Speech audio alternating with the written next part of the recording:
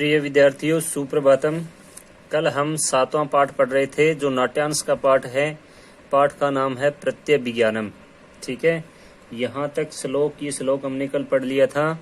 ठीक है, जब भगवान का मतलब यहाँ मैंने बताया था आपको राजा से है। राजा ने पूछा था कि हे पुत्र को अयम मध्यम नाम है। ऊपर आया था ना, अभिमन्यु ने कहा था कि ऐसा मत कहो, क्या आप मेरे मध्यम पिता हैं। मध्यम पिता मतलब क्या मेरे चाचा हैं जो उसके समान वचन बोले हो। तब उस राजा ने पूछा विराट ने कि हे पुत्र को अयम मध्यम नाम, यह मध्यम नाम किसका है। ठीक है, तो अब मध्यम का मतलब हो गया, उसने अपने चाचा के बारे में बताया था।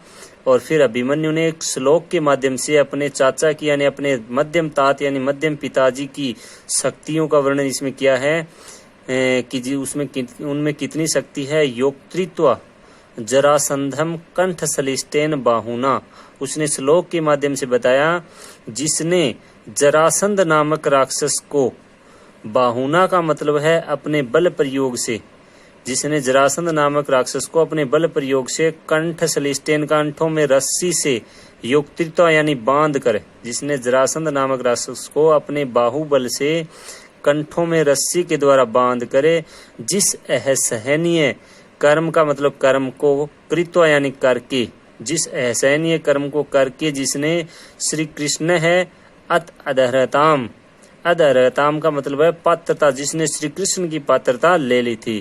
कहने का मतलब है ऐसा साहस, ऐसा पराक्रम या तो श्री कृष्ण कर सकते हैं या मेरे मध्यम पिता ने या मेरे चाचा ने किया था। तो ऐसा बताया गया कि जिस असहनीय कर्म को करके जिसने श्री कृष्ण की पात्रता को ले लिया वो मेरे मध्यम ताते हैं। फिर राजा ने कहा, श्लोक के माध्यम से कहा, न ते क्षेपेण रुष्यामि, न तो हम ते माने तुम्हारे द्वारा, क्षेपेण का मतलब आक्षेप लगाने पर, रुष्यामि माने हम नाराज हो रहे हैं तुमसे, न तो तुम्हारे द्वारा आक्षेप लगाने से हम नाराज हो रहे हैं, क्रोधित हो रहे हैं। रुष्यता भवता रमे, हमारी जो रुष्यता का मतलब है यहाँ क्रोध, हमारी जो नाराजगी है, रुष्यता मतलब नाराजगी है, वो भवता रमे आपकी प्रसन्नता में है। हमारी नाराजगी तो भवता यानी आपकी, रमे यानी प्रसन्नता में है। कि मुक्तवा, यहाँ की मुक्तवा का अर्थ क्या कहकर नहीं होगा, ऐसा कहकर, इसका उल्टा अर्थ होगा कि मुक्तवा ऐसा कहकर, न अपराध अहम, अहम यानी मैंने, न अपराध है कोई अपराध नहीं किया, ऐसा कहकर मैंने कोई अपराध नहीं किया है। कथम तिष्ठति, यहाँ क्यों खड़े हो, या तो इति जा सकते हो। यहाँ दो शब्द हैं, या तो प्लस इति। ठीक है, तो ये हो गई ऊ के बाद ई ऐसमान स्वरान पर ऊ को ये, ऊ को वह यण संधि के द्वारा हो गया है। या तो इति का मतलब जा सकते हो, यहाँ क्यों खड़े हो, तुम्हें जा सकते हो। तब अभिमन्यु ने फिर कहा, यदि अहम अनुग्रहीय, यदि मेरा अनुग्रह स्वीकार करते हो, मेरा आग्रह स्वीकार करते हो, तो फिर श्लोक के माध्यम से कहा, पादयो समुदाचार है क्रियताम निग्रोचितम, निग्रोचित है। तो अभिमन्यु ने क्या कहा इस श्लोक के माध्यम से, यदि पादयो पैरों में पड़कर, पैरों में गिरकर, निग्रोचित है का मतलब है उचित, समुदाचार है शिष्टाचार, क्रियताम निभाइए, पैरों में पड़कर उचित शिष्टाचार निभाइए, नहीं तो बाहुभ्याम आहरितम भीम है। ठीक है, नहीं तो भीम भुजाओं से पकड़कर लाए थे और बाहुभ्याम एवं नेष्यति भुजाओं से पकड़कर ही ले जाएंगे। अभिमन्यु ने भी क्या कहा कि पैरों में पड़कर उचित शिष्टाचार निभाइए, नहीं तो भीम है वो भुजाओं से पकड़कर लाए थे और बाहुभ्याम एवं नेष्यति भुजाओं से पकड़कर ही ले जाएंगे। तो इसके बाद क्या है, ततः प्रविष्टि प्लस उत्तर है, यहाँ यण स्वर संधि भी है। इसके बाद प्रविष्टि यानी प्रवेश करता है, उत्तर यानी उत्तर। उत्तर कौन था, राजा विराट का पुत्र का नाम है उत्तर। इसके बाद उत्तर प्रविष्टि यानी प्रवेश करता है। उसने क्या कहा, उत्तर ने कहा, तात हे पिताजी, अभिवादय का मतलब है अभिवादन करता हूँ, हे पिताजी मैं अभिवादन करता हूँ। राजा ने कहा, आयुष्मान भव पुत्र, हे पुत्र आपकी लंबी आयु हो। पूजितः कृत कर्माणो योध पुरुषः, ठीक है। तो यहाँ आ जाएगा योद्ध पुरुषा, युद्ध में श्रेष्ठ कर्म करने वाले। कृत कर्माणु का अर्थ यहाँ है श्रेष्ठ कर्म करने वाले युद्ध पुरुषों को सम्मानित किया जाए। पूजिता का मतलब पूजित किया जाए या सम्मानित किया जाए, कि युद्ध में या श्रेष्ठ कर्म करने वाले युद्ध पुरुषों को, या ऐसे भी बोल सकते हैं युद्ध में श्रेष्ठ कर्म करने वाले पुरुषों को पूजिता है यानी सम्मानित किया जाए। किसने कहा? राजा ने कहा, अपने पुत्र उत्तर से कहा। फिर उत्तर ने कहा पूज्यतमस्य क्रियताम पूजा। पूज्यतमस्य का मतलब हो गया यहाँ जो सम्मानित करने योग्य है, जो पूजित करने योग्य है, उसी की पूजा की जाए, उसी को सम्मानित किया जाए। राजा ने कहा कि जो सम्मानित करने योग्य है, पूज्यतमस्य का अर्थ है जो सम्मानित करने योग्य है, उसी की पूजा यानी उसी को सम्मानित क्रियताम यानी किया जाए। तो राजा ने कहा पुत्र, हे पुत्र, कस्मई, तो बताइए फिर किसको सम्मानित किया जाए। कस्मई आगे प्रश्नवाचक चिन्ह है कि किसको सम्मानित किया जाए। तो उत्तर ने कहा ई है अत्र, यहाँ ई है प्लस अत्र में यण संधि हुई है, सॉरी यण नहीं, ए प्लस ए मिलकर दीर्घ स्वर संधि हुई है। उत्तर ने कहा ई है अत्र भवते धनंजयाय। तो उसने कहा इस समय यहाँ पर उपस्थित धनंजय को सम्मानित किया जाए। ठीक है, इस समय धनंजय किसका नाम है? अर्जुन का। किसका नाम है? अर्जुन का पर्यायवाची शब्द है धनंजय।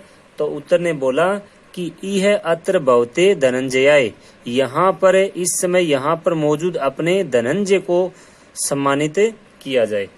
ठीक है, तो राजा ने कहा कथम धनंजयति, धनंजय को कैसे? उसने कहा कि धनंजय को सम्मानित क्यों किया जाए। तो उत्तर ने एक श्लोक के माध्यम से कहा है, देखना, अथ किम, और क्या, शमशानात धनुर आदाय। ठीक है, यहाँ शमशानात प्लस धनु, यहाँ तय का दैव जस्त व्यंजन संधि, धनु है प्लस आदाय रुत्व विसर्ग संधि। तुणीर अक्षय साय के, तुणीर प्लस अक्षय साय के दीर्घ स्वर संधि है। जिसने शमशानात, शमशान से, धनुर आदाय, धनुष लेकर, तुणीर, तुणीर का मतलब होता है तर्कस, जिसमें बाण रखे जाते हैं उसे कहते हैं तर्कस। और अक्षय सायकी का मतलब है कभी नष्ट न होने वाले बाण। ठीक है, कभी नष्ट न होने वाले बाण आदायमान लेकर। जिसने शमशान घाट में धनुष, तर्कस और कभी नष्ट नहीं होने वाले बाणों को आदायमानी लेकर भीष्म आदयो नृपा, भीष्म आदि राजाओं को भगना मतलब भगाया था, और वयम च परिरक्षिता, और हमारी रक्षा की थी, उस धनंजय को सम्मानित किया जाए। जब राजा ने पूछा कि धनंजय को सम्मानित क्यों किया जाए, तो उत्तर ने कहा कि जिसने शमशान घाट में धनुष, तर्कस और कभी नष्ट नहीं होने वाले बाणों को आदायमानी लेकर, जिसने भीष्म आदि राजाओं को, भीष्म आदय है नृपा, भीष्म आदि राजाओं को जिसने भगनाह का मतलब भगाया था, और वयम च परिरक्षिता, वयम च परिरक्षिता का मतलब हम सब की रक्षा की थी, उस धनंजय को सम्मानित किया जाए। ठीक है, आगे देखेंगे। अब आगे है फिर राजा ने कहा एवं एतत्, राजा ने क्या कहा? एवं एतत्, ऐसा ही होगा कि धनंजय को ही सम्मानित किया जाएगा। फिर उत्तर ने कहा व्यपनयतु भवान शंकाम, भवान यानी आपकी, शंकाम यानी शंका, व्यपनयतु का मतलब दूर हो, आपकी शंका दूर हो। उत्तर ने क्या कहा कि आपकी शंका दूर हो। अयम एव अस्ति धनुर्धरः धनंजय, यही है धनुर्धारी धनंजय अर्जुन, जिसने बृहन्नला का वेश धारण कर रखा था, छद्म वेश धारण कर रखा था। तो उसने बता दिया उत्तर ने कि व्यपन यतु भवान शंकम, आपकी शंका दूर हो। अयम एव अस्ति धनुर्धर धनंजय, यही है धनुर्धारी धनंजय यानी अर्जुन। फिर बृहन्नला, बृहन्नला का मतलब है अर्जुन ही कह रहे हैं, छद्मवेशी अर्जुन कह रहे हैं कि यदि अहम अर्जुन है, यदि मैं अर्जुन हूँ, यदि मैं अर्जुन हूँ, तरही मानी तो अयम भीमसेन है, ये भीमसेन है। यदि मैं अर्जुन हूँ तो ये भीमसेन है। अयम च राजा युधिष्ठिर है, और यह राजा युधिष्ठिर है, और यह राजा युधिष्ठिर है। फिर अभिमन्यु ने कहा इह अत्र भवंतो में पित्र है। फिर अभिमन्यु ने कहा कि इह माने इस समय, अत्र माने यहाँ, भवंत है माने आप, में माने मेरे, पित्र है माने पितृजन, आप मेरे सभी पितृजन यही हैं, आप मेरे सभी पितृजन यही हैं।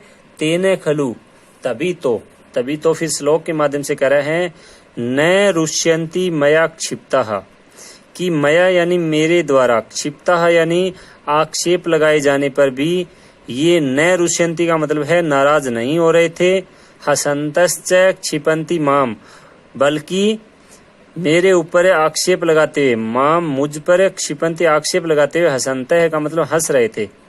तभी तो मेरे द्वारा आक्षेप लगाए जाने पर भी ये नाराज नहीं हो रहे थे, बल्कि मेरे ऊपर आक्षेप लगाते हुए हंस रहे थे। दिष्टया, दिष्टया का मतलब है भाग्य से, गो ग्रहणम गायों का अपहरण, स्वंतम यानी सुखांति रहा, ये न माने जिसने, पितरः दर्शितः पितृजनों के दर्शन करवा दिए। गायों का अपहरण भाग्य से, गो ग्रहणम का मतलब गायों का अपहरण, स्वंतम यानी सुखांति रहा, जिसने मेरे पितृजनों के दर्शन करवा दिए। इति क्रमेण सर्वान प्रणमति, ऐसा कहकर सभी को प्रणाम करके, सभी को प्रणाम करता है, और सर्वे च तम आलिंगन्ति, और सभी उसका आलिंगन करते हैं। आगे ये शब्दार्थ हो जाएंगे। प्रत्यय विज्ञानम का मतलब होता है पहचान, अपूर्व का मतलब होता है जो पहले न हुआ हो, अश्रद्धेयम का मतलब है श्रद्धा के अयोग्य, सौभद्र है अभिमन्यु था सुभद्रा का पुत्र, असाध्य का मतलब होता है पाकर या पहुंचकर, निशंकम का मतलब है बिना किसी हिचक के, शंका के, भुज एक नियंत्रित है का मतलब एक ही हाथ से पकड़ा गया, विभाति का मतलब है सुशोभित होता है, कौतूहलम का मतलब है जानने की उत्कंठा, अपवार्य का मतलब है हटा करे, रुष्यति का मतलब है क्रोधित होता है, वाचाल्यतु का मतलब है बोलने को प्रेरित करे। ठीक है। फिर है तिरस्क्रियते, उपेक्षा की जाती है, पितृव्य है मध्यम तात बताया था उसे चाचा, अवलोक्यत है देखते हैं, सावज्ञ में उपेक्षा करते हुए, वाक्य सौंदर्य में वाणी की वीरता, पदाती है का मतलब पैदल चलने वाला, उपसर्पतु का मतलब है पास जाओ, एही का मतलब है आओ, उत्सिक्त है का मतलब गर्व से युक्त, और फिर है दर्प प्रशमनम घमंड को शांत करना, गृहीत है पकड़ा गया, प्रहरण में हथियार, योक्तृत्व बांध कर, योक्तृत्व का अर्थ होगा बांध करे, और क्षेपेण का मतलब हो गया निंदा से, आक्षेप लगाने से या निंदा से एक ही बात है। फिर रमे का मतलब रम धातु है, रमे का मतलब होता है प्रसन्न होता हूँ, वैसे रम शब्द में सप्तमी विभक्ति भी बोल सकते हैं, प्रसन्नता में बोल सकते हैं, वैसे रम धातु प्रसन्न होता है। आगे और देखेंगे। आगे है यातु, यातु का मतलब जाओ, समुदाचार है सभ्य आचरण, शिष्टाचार अनुग्राह्य है, कृपा की योग्य, निग्रोचितम उचित दंड, तुणीर का मतलब होता है तर्क से, व्यपन यतु का मतलब है दूर करें, क्षिप्ता का मतलब आक्षेप किए जाने पर, दिष्टया का मतलब है भाग्य से, गो ग्रहणम का मतलब है गायों का अपहरण, स्वंतम का मतलब हो गया सुखांत, स्वंतम का मतलब क्या हो गया सुखांत। ठीक है। तो ये थे इसके शब्दार्थ। शब्दार्थ आपको कॉपी में करने हैं, और बाकी अभ्यास प्रश्न आपको कल करवा दिए जाएंगे। ठीक है। और एक बार आप इस पाठ का रिवीजन जरूर कर लें। आज के लिए बस इतना ही। जय हिंद, जय भारत।